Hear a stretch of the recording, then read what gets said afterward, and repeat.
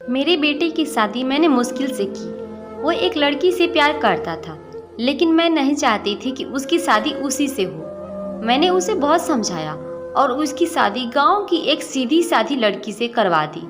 लड़की का नाम सुधा है। मुझे पता था कि वो लड़की मेरे बेटे और घर के लिए बहुत अच्छी है, इसलिए मैंने उस लड़की की शादी मेरे बेटे से करवा दी। सुधा हमारे घर में आई। लड़की घरेलू थी, बड़ों का सम्मान और घर का काम करती थी। अभी 10 दिन ही शादी को हुए थे, लेकिन मुझे लगने लगा कि मैंने अपने बेटे की शादी इस लड़की से करवा कर अच्छा किया। मेरा बेटा राजीव भी खुश लग रहा था, लेकिन उस रात के बाद मेरी यह सोच बदल गई। एक रात करीब 2 बजे मेरे बेटे के कमरे से चीखने की आवाज़ आने लगी। यह चीख मेरी बहू की थी। मैंने थोड़ी देर तक सुना, फिर वो चीखना बंद हो गया। राजीव के पिता मेरे पति को यह सब सुनाई दिया था, लेकिन फिर हमने उन्हें रात में पूछना उचित नहीं समझा, इसलिए दरवाज़ा नहीं खटखटाया। सुबह मेरी बेटी भी बोल रही थी कि मम्मी, रात को कौन चीख रहा था। मैंने उसकी बात काट दी, कहा कि कोई नहीं, शायद कोई बाहर से चीख रहा था। मेरी बहू का स्वभाव उस दिन से बदल गया। वो चुप थी सारा दिन। मैंने सोचा शायद पति पत्नी के बीच की कोई बात होगी, इसलिए मैंने कुछ पूछा नहीं। अगली रात फिर 2 बजे वही हुआ। मेरे बेटे के कमरे से फिर चीखने और रोने की आवाज़ आने लगी। इस रात को वो आवाज़ करीब 10 मिनट तक चली। मेरी बेटी उठ गई और उसने हमारे कमरे का दरवाज़ा बजाया। मैंने दरवाज़ा खोला, देखा तो वो बहुत डरी हुई थी। बोली, मम्मी यह क्या है? भाभी रोज रात को रोती और चीखती क्यों है? क्या होता है? कमरे के अंदर चलो, अभी दरवाज़ा खुलवाते हैं। मैं दरवाजे के पास जाने लगी तो मेरे पति ने मुझे रोक लिया। कहा कि रुको, अभी बात मत करो, कल सुबह दोनों से बात करते हैं। उस रात को मेरा सोना मुश्किल हो गया था। सुबह मेरी बहू जल्दी उठकर घर के काम में लग गई। मैं सुबह अपने बेटे के कमरे में गई। उससे पूछा, क्या बात है, रात को बहू रोती क्यों है? उसका चेहरा पूरा उतरा हुआ था। बोला, कुछ नहीं। उसकी बातों से और आंखों से साफ दिखाई दे रहा था कि वो कुछ छिपा रहा है। उन्होंने भी उससे पूछा, लेकिन वो कुछ नहीं बोला। बोलकर घर से बाहर चला गया। मैंने मेरी बहू से पूछा, वो कुछ काम कर रही थी। उसको देखकर ही ऐसा लग रहा था कि जैसे रात में ठीक से सोई नहीं है। आंखें साफ बता रही थी। मैंने उससे पूछा, क्या हुआ, तुम रात को रो क्यों रही थी? वो बोली, रो रही थी? कब? नहीं तो, मैं तो सो रही थी और मुझे तो कोई आवाज़ नहीं आई। आप क्या बात कर रही हैं?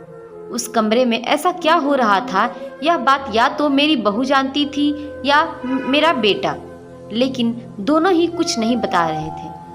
पर दोनों के चेहरे से साफ पता चल रहा था कि कुछ है जो यह दोनों छिपा रहे हैं, लेकिन क्या?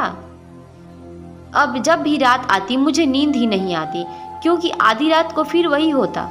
बहुत जोर से चीखती और रोती। मेरे मन में कई सवाल थे, क्या होता है उस कमरे में?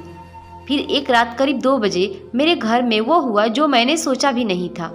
मेरी बहू रात को कमरे से बाहर आ गई। उसके कपड़े कहीं भी जा रहे थे। उसे कुछ होश ही नहीं था। बाल खुले थे और वो घर के चौक में आकर बैठ गई। जोर से चीखने और रोने लगी। हम सभी घर वाले बाहर आ गए। मेरा बेटा भी कमरे से डरा हुआ बाहर आया। बहू की ऐसी हालत देखकर हम सब भी डर गए थे। मैंने मेरे बेटे से पूछा कि यह क्या है? वो बोला, बस मत देख लो, यह रोज रात 2 बजे ऐसे ही किया करती है। मैं आप लोगों को क्या बताता? सुबह जब मैं उसे पूछता हूँ तो उसे कुछ याद ही नहीं रहता है। बोलती है, मैंने तो कुछ नहीं किया।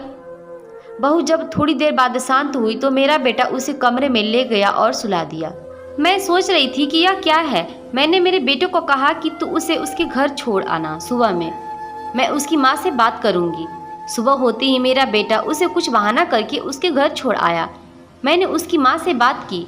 उसकी माँ ने कहा कि यह क्या बोल रहे हैं आप, मेरी बेटी बिल्कुल ऐसा नहीं करती। मैंने जो सोचकर राजीव की शादी उससे की थी वैसा हो नहीं सका। बहू को छोड़ो, अब 20 दिन हो गए थे। इस दौरान उसके घर से फ़ोन आता रहा, लेकिन मैं टालती रही। मेरा बेटा भी कह रहा था कि मेरे वो दिन कैसे निकले हैं मैं ही जानता हूँ, मैं उसे वापस नहीं ला सकता। कहीं उसने मेरी जान ले ली तो क्या करोगी? मैंने उस पर फिर ज़्यादा दबाव नहीं डाला। पर मैं अपने आप को कोस रही थी कि मैंने अपने बेटे की शादी उस लड़की से क्यों करवा दी। अब मेरे घर में कोई नहीं चाहता था कि वो वापस आए। इन्हीं सब बातों में 3 महीने निकल गए। फिर एक दिन अचानक ही मेरी बहू अपने सामान के साथ मेरे घर वापस आ गई। वो आते ही मुझसे कहती है, माँ जी, मैं जानती हूँ आप मेरे बारे में क्या सोच रही हैं, लेकिन सच क्या है यह आपको पता नहीं। उसकी बातों से मुझे लग रहा था कि कुछ है जो बताना चाहती है।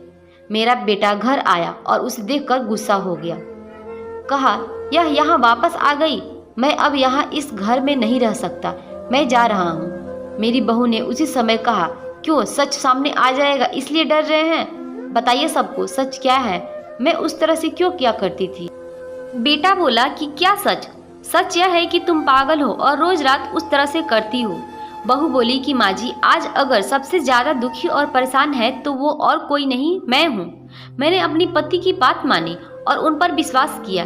मैंने कहा, तुम क्या कहना चाहती हो? फिर मेरी बहू ने जो बताया उसे सुनकर मेरे पैरों तले जमीन खिसक गई। वो बोली कि आपके बेटे ने मुझे पहली रात से ही यह नाटक करने को कहा था, लेकिन मैंने नहीं माना। वो कहते हैं कि हम दोनों अलग बड़े शहर में जाकर रहेंगे। उनको कहा, अगर ऐसे मेरे घर वाले मुझे नहीं छोड़ेंगे, लेकिन तुम इस तरह का नाटक करोगी तो वो डर जाएंगे और फिर हम अलग रहेंगे।